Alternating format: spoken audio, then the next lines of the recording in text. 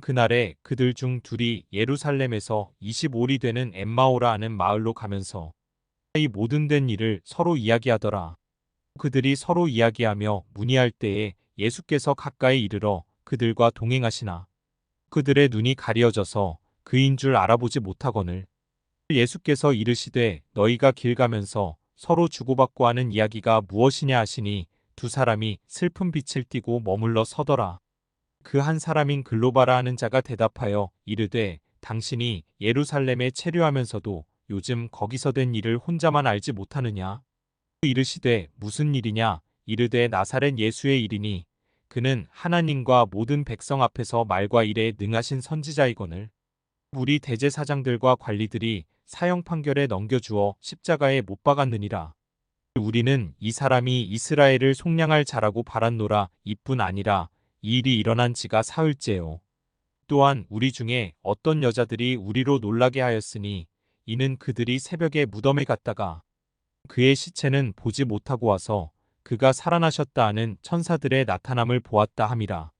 또 우리와 함께 한 자 중에 두어 사람이 무덤에 가 과연 여자들이 말한 바와 같음을 보았으나 예수는 보지 못하였느니라 하거늘 이르시되 미련하고 선지자들이 말한 모든 것을 마음에 더디 믿는 자들이여 그리스도가 이런 고난을 받고 자기의 영광에 들어가야 할 것이 아니냐 하시고 이에 모세와 모든 선지자의 글로 시작하여 모든 성경에 쓴 바 자기에 관한 것을 자세히 설명하시니라.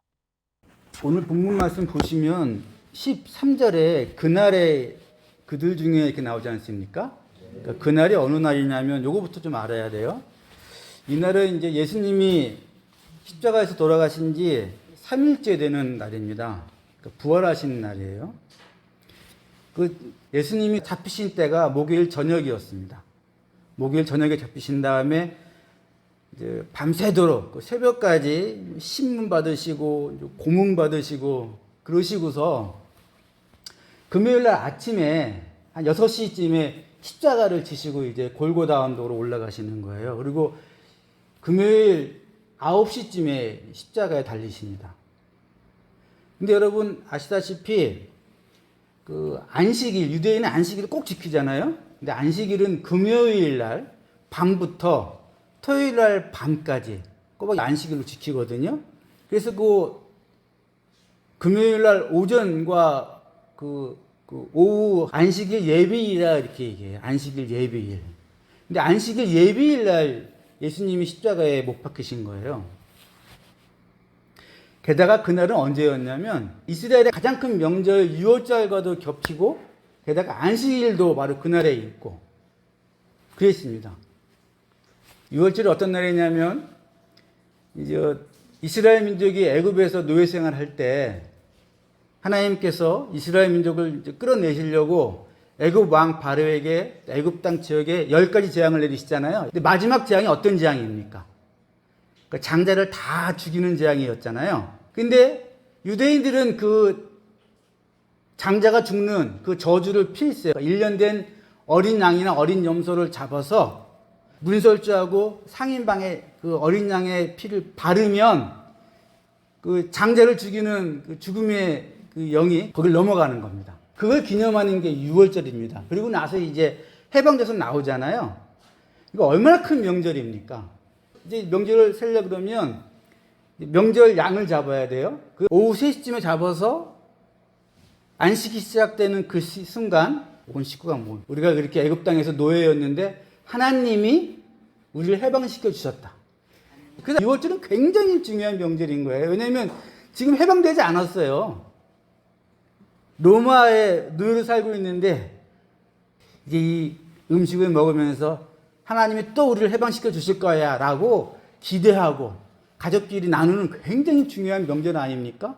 근데 그 명절 바로 전에 예수님께서 아침 9시에 십자가에 달리신 겁니다. 그러니까 명절이 좀 그렇잖아요. 안식일인데다가 6월절 명절이 딱 겹친 그 순간인데 그날 아침에 예수님이 십자가에 달리셨으니 사람들이 예수님을 빨리 좀 어떻게 하기를 원했어요. 근데 예수님이 그날 오후 3시에 돌아가십니다. 근데 6월절 양을 몇 시 잡는다고요? 오후 3시쯤에 잡아요. 근데 그 시간에 딱 돌아가셨어요. 이게 우연일까요? 당연히 아니죠.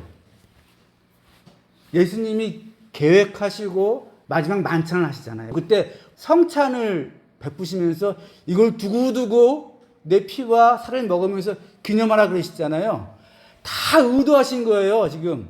뭘 의도하신 겁니까? 해방이잖아요, 해방. 그걸 딱 계획하시고 그 순간에 돌아가신 겁니다. 아멘. 여러분, 십자가는 그냥 사람을 죽이는 게 아니라 사람의 피를 말려서 죽이는 형벌이에요. 왜 그런 형벌을 했을까요? 너무 끔찍하니까. 너무너무 끔찍하니까 누구를 십자가에 못 박냐면 반역자들. 그런 사람들을 십자가에 못 박아요. 꿈도 꾸지 말라는 어떤 시범 케이스를 보여주려고 십자가에다 못 박는데 금방 죽으면 그 시범 케이스가 별로 의미가 없잖아요. 원래 십자가에 못 박히면 3일 걸려요. 금방 안 죽고요. 십자가에 딱 못 박히면 피도 흘리고. 그죠? 이렇게 손이 아프잖아요. 그 손이 아프면 어떻게 하죠? 발에 힘을 줄 거 아닙니까? 그럼 발이 또 뭐가 박혀 있어요? 그럼 발이 아프니까 또 뭐에 힘을 줘요? 손에 힘을 주죠. 그러니까 발이 아파서 손에 힘을 주면 손이 아프고, 손이 아파서 발에 힘을 주면 발이 아프고, 이걸 3일 동안 한다고요. 그래서 이 피를 말려 죽이는 게 이게, 그래서 다시는 이런 꿈도 꾸지 말라. 반역 꿈도 꾸지 말라. 해방 꿈도 꾸지 말라는 처형이 십자가의 처형이었던 거예요. 이건 로마 사람들은 자기 시민들한테 이 처형을 안 합니다. 만약 로마 시민한테 십자가 처형을 하면 그 처형한 사람이 벌을 받아요. 오직 반역자들. 근데 예수님이 지금 민심을 동요시켜서 반역을 일으키려고 그런다는 그 죄목으로, 그리고 하나님의 이름을 모독했다는 신성모독으로 이렇게 잡혀갖고 돌아가신 거예요. 예수님은 6시간 만에 돌아가셨습니다. 그러니까 사람들이 이렇게 빨리 안 죽는데 하고서 의아스러워서 창으로 옆구리를 찔리니까 뭐가 나옵니까? 물과 피가 나오면서 아, 진짜 죽었구나. 실제로 더 알아보려면 어떻게 하냐면 다리뼈를 부러뜨려요. 일찍 돌아가시니까 뼈를 상하지 않으셨죠? 요셉이라는 사람이 와서 그 시신을 달라 그럽니다. 바로 앞에 있습니다. 이 사람이 거기 공회의원이니까 높은 사람이에요. 그리고 부자였어요. 그래서 어떻게 합니까? 52절에 그가 빌라도에게 가서 예수의 시체를 달라 하여 이날은 준비일이요 안식일이 거의 되었더라. 같이 읽겠습니다. 갈릴리에서 예수와 함께 온 여자들이 뒤를 따라 그 무덤과 그의 시체를 어떻게 누운 줄을 보고 돌아가 향품과 향유를 준비하더라. 이분들도 뭘 지키는 거예요? 안식일을 지켜야죠. 만약 거기서 안식일을 안 지키고 그 무덤 앞에 있으면 장사를 지내는 거잖아요. 일이잖아, 일. 그러니까 안 되는 거예요. 그러니까 집에 가서 가만히 있으면서 준비만 하고 안식일 다 끝나고 안식일 첫날에 오는 겁니다. 안식일 첫날이 주일이에요, 주일. 그래서 이 사람이 이제 굴에다가 이렇게 딱 장사를 지냈어요. 그리고 이제 안식일 첫날 막달레아 마리아가 이렇게 와가지고 그 무덤에 가서 이제 봤더니 안 계시잖아요. 부활하셨죠. 그리고 이제 난리가 났지 않습니까? 근데 그 얘기를 다 들은 두 제자가 이제 지금 엠마오로 가고 있지 않습니까? 25일이라 그러면 여기서 금초 정도 되는 거리입니다. 재미있는 일이 있나요? 예수님이 같이 걸어가시는데 못 알아봐요. 이런 일이 한 번 더 있죠. 막달레 마리아가 제일 먼저 발견하지 않습니까? 근데 누군지 알았다고 나오죠? 동산직인 줄 알았다고 나와요. 더더구나 같은 길을 거의 몇 시간을 같이 걸어가고 있는데 예수님인지 몰라요. 뿐만 아니라 부활하신 다음에 갈릴리 가서 예수님이 걸어오시는데 알아봅니까? 못 알아봅니까? 못 알아봅니다. 왜 모르는 겁니까? 이게 한 명이면 모르겠는데 지금 제자 2명 같이 걸어가고 있는데 그 둘 다 모르죠? 막달라 마리아는 특별히 이상한 거예요. 왜냐하면 막달라 마리아는 예수님을 굉장히 따라다니는 가장 중요한 여제자인데도 불구하고 몰라봐요. 동산직이 아니냐 할 때 물어보고. 제자들도 몰라봐요. 이유를 제가 말씀드릴게요. 여러분, 우리나라가 70년대에 평균 수명이 60이 안 됐어요. 55세 정도. 지금 아프리카의 나이지리아 평균 수명이 44세, 46세 그래요. 지금도 그래요. 예수님 당시에는. 한 40세 정도. 그것도 안 될 수도 있어요. 근데 예수님이 30대 초반에 돌아가십니다. 게다가 예수님은 3년 동안 노숙하셨습니다.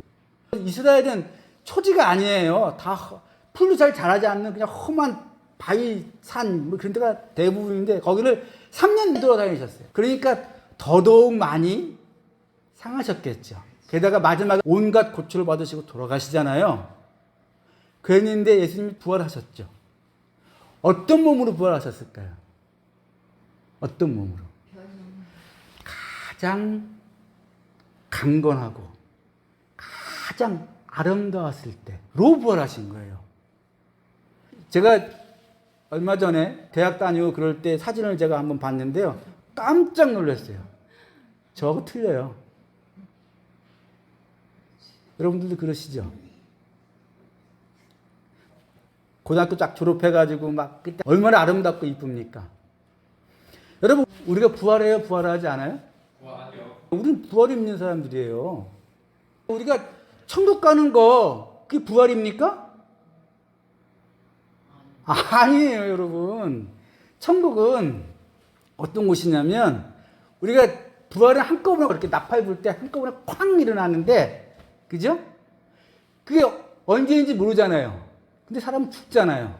그러면 잠시 낙원에 가 있는 겁니다. 예수님께서 한쪽 편에 있는 강도한테 네가 오늘 나와 함께 낙원에 가 있을 거다. 그죠? 기억나시죠? 낙원이에요, 낙원. 우리 그냥 보통 천국이라 부르는데 그게 끝입니까? 아니에요. 우리는 부활이라니까요. 우리는 부활을 믿는 사람이에요. 부활. 우리 살아있을 때 부활이 오면 더 좋겠죠. 근데 그러지 않을 수 있지 않습니까? 그러면 예수님이 계신 낙원에 가 있다가 예수님 다시 오시면서 나팔이 불릴 때 우리가 다 부활합니다. 근데 그 첫 부활이 누굽니까? 첫 열매가? 예수님이죠. 예수님 알아봤어요? 못 알아봤어요? 왜 못 알아봅니까? 완전히 완벽한 모습으로 부활하니까. 그 우리가 부활할 거 아닙니까? 제가 이 모습으로 부활할 것 같아요? 제가 여기 지금 이쪽에 편평 사마귀가 생겼어요. 이게 얼굴에 새기는 사마귀인데 나이 먹으니까 어쩔 수가 없어. 왜냐면 사마귀는 죽일 수 없는 바이러스입니다. 건강하면 없어지고 건강하지 않고 나이 먹으면 면역력이 떨어지니까 나타나는 바이러스인데 이게 어디 생긴다고요? 얼굴에 생겨요. 내가 한번 가서 뺄까 말까 좀 고민하고 있습니다. 까짓 거 부활하면 다 없어질 텐데 내가 빼야 되나? 이 생각도 있고 여러분 내가 이거 갖고 부활할 것 같습니까? 예수님을 왜 못 알아본다고요? 완벽하니까. 우린 어떤 모습으로 부활한다고요? 완벽한 모습으로 부활하는 게 우리의 소망. 그게 우리 소망이라니까요. 여러분, 다른 걸 믿는 게 아니에요. 우리가 예수님 믿어 그 상급 바라보면서 사는 겁니다. 부활하면 혹시 육체는 없고 영만 있으실 것 같아요? 예수님이 부활하신 다음에 나타나시니까 영이다 이렇게 얘기해요. 영이다. 그 다른 말로 유령이다. 그러니까 예수님이 만져봐라 그러죠. 그리고 먹을 거 갖고 오라 그러죠. 직접 드십니다. 왜 그러셨을까요? 유령이 먹습니까? 유령을 만질 수 있어요? 난 유령이 아니다는 걸 보여주시려고 부활체의 모습을 보여주시는 겁니다. 근데 여러분 부활체가 약간 특이하죠? 갑자기 문을 다 잠갔는데 들어오시잖아요. 그죠? 갑자기 계시다가 없어지시죠? 문도 없이 막 다니셔. 그러니까 뭔가 다른 거예요. 우리가 갖고 있는 이 몸하고 다릅니다. 그런데도 이 몸은 갖고 계실 거예요. 혹시 이러신 분 계세요? 아, 나 내 얼굴 싫은데. 어? 아, 난 키가 너무 작은데. 나 이걸 부활하면 나 큰일 나는데. 그러신 분 계세요? 걱정하지 마세요. 가장 아름다운 모습으로, 가장 훌륭한 모습으로 부활하실 겁니다. 그렇게 가시니까 못 알아보는 거예요, 제자들이. 알아볼 수가 없는 거예요. 다 못 알아봅니다. 마지막 소망이 우린 부활인 겁니다. 재미있는 게 이제 마지막으로 말씀드릴 게 뭐냐면, 근데 예수님께서 짐짓 모른 척하고 물어보시죠. 19절부터 한번 보세요. 이르시되 무슨 일이냐 이르되 나사렛 예수의 일이니 그는 하나님과 모든 백성 앞에서 말과 일에 능하신 선지자이거늘 우리 대제사장들과 관리들이 사형 판결에 넘겨주어 십자가에 못 박혔느니라. 우리는 이 사람이 이스라엘을 속량할 자라고 바라노라. 이게 중요한 말이죠. 근데 속량을 다른 말로 해방입니다. 우리는 이 사람이 이스라엘을 해방할 사람으로 봤다는 겁니다. 로마에서 해방할 사람으로 봤다는 겁니다. 그럼 어떻게 해방할 줄 알았을까요? 워낙 인기가 좋으시니까 사람들을 모으고 군대를 조직한 다음에 워낙 능력이 좋으신 분이니까 오병이어로 몇천 명씩 먹이시고 바다 위를 걸으시고 죽은 자도 살리시는 분이시니까 그 능력으로 군대를 모으고 사람을 모은 다음에 로마와 일전을 벌려서 로마를 완전히 멸망시키고 해방할 분으로 알았다는 겁니다. 당시에 이스라엘 사람들은 다 이런 생각을 갖고 있었습니다. 예수님 따라다닐 때 그것 때문에 따라다닌 거예요. 군대를 모아갖고 로마와 싸워서 이길 줄 알고 그런 나라를 세울 줄 알고 따라다닌 거예요. 근데 그분이 어떻게 했습니까? 십자가에서 어이없게 돌아가시니까 굉장히 실망한 거예요. 우리는 이 사람이 이스라엘을 속량할 사람인 줄 알았다. 근데 아니라는 겁니다. 실망했다는 거예요. 이런 일이 그 당시에 많이 있었습니다. 로마 이전에는 이스라엘이 시리아의 식민지였어요. 시리아 이전에는 페르시아의 식민지였습니다. 페르시아 이전에는 바벨론의 식민지였어요. 그게 약 500년입니다. 북이스라엘과 남유다가 망한 다음에 바벨론, 페르시아, 시리아, 로마까지 이 네 개의 큰 제국이 계속 와서 이스라엘 민족을 식민지로 삼았어요. 온갖 세금 때려붓고 마음에 안 들면 그냥 마음대로 죽이고 노예를 끌고 가고 난민으로 살고 목숨의 위협을 늘 느끼면서 그런 시국이었어요. 근데 이스라엘 민족이 성경을 가만히 보니까 예언이 나옵니다. 기름 부은 받은 자가 나타나서 너희를 해방할 것이다라는 예언이 나옵니다. 가장 중요한 게 다니엘서 9장입니다. 다니엘서 9장에 보면 다니엘이 예레미야 성경을 쭉 읽다 보니까 70년 만에 해방한다 그러시네. 그래서 이제 기도를 합니다. 다니엘이 하나님 70년 지났는데 왜 우리를 해방시켜 주지 않습니까? 그러니까 가브리엘 천사가 오지요. 야야 70년이 아니고 71이다. 이래는 7년을 말이에요. 그럼 490년이죠. 그래서 예수님 때에 특히 많았어요. 메시아라 그러는 사람들이. 군대를 꾸려갖고 내가 메시아다. 내가 기름 부은 메시아다. 내가 너희를 이끌고 로마와 한판 싸워갖고 내가 해방시켜 줄게 라고 하는 사람이 많았습니다. 당시에. 근데 다 박살났죠. 예. 그러다가 예수님이 나타났는데 예수님은 그냥 그런 메시아가 아닌 것 같아. 예? 온갖 기적을 다 보여주시고 바다를 걸으시고 그죠? 죽은 자를 살리시고 이러신 분이니까 진짜 메시아다. 이게 어중이 떠중이 메시아가 아니라 진짜 메시아다라고 생각한 겁니다. 그래서 예수님한테 뭘 바라는 거예요? 이제 드디어 군대를 조직하고 나라를 세워서 해방하시겠구나라고 생각을 한 거예요. 근데 그분이 돌아가셨습니다. 그러니까 그 얘기를 하는 거예요. 아무 쓸모없다. 이제 다 망했다. 이 얘기를 하고 있는 겁니다. 그러니까 예수님이 뭐라고 하십니까? 이 미련한 자들아. 성경에 쓰여 있는 걸 왜 오해하느냐라고 설명하죠. 자, 그럼 예수님이 설명하신 게 뭡니까? 로마에서 해방이 아니고 죄에서부터의 해방인 거예요. 죽음으로부터의 해방입니다. 그리고 예수님이 지금 승천하셔서 이미 왕으로 등극하신 거예요. 이 세 가지. 죄로부터의 해방, 죽음으로부터의 해방, 그 다음에 예수님이 지금도 다스리신다. 왜 이게 진짜 해방인지 모르고, 이게 진짜 구원인지 모르고, 왜 엉뚱한 생각을 하냐라고 꾸짖는 겁니다. 그래서 우리가 지금 뭘 믿고 있습니까? 우리가 막 잘해가지고, 북한을 이기는 건 믿습니까? 러시아를 이기는 건 믿습니까? 죄부터의 해방, 죽음으로부터의 해방, 그리고 지금도 이미 왕으로 등극하셔서 다스리시니까 하나님 손아귀를 벗어나는 일은 없다는 걸 믿는 겁니다. 내가 언제 군대를 조직해가지고 너희와 싸운다 그랬냐? 내가 말하는 거는 죄를 이기고 죄의 권세인 죽음을 이기고 내가 지금 전 세계를 통치하고 있다. 어떤 것도 내 눈을 벗어날 수 없다. 이걸 믿고 기다려라. 때가 되면 너희가 부활할 것이고 너희가 낙원을 소유할 것이고 나와 함께 통치할 것이다 라고 말씀하셨는데 잘 안 믿기죠. 많은 사람들이 이거 안 믿어요. 그러니까 그런 분을 예배드리지 않고 마음대로 사는 겁니다. 우리는 그걸 아니까 예배를 드리죠.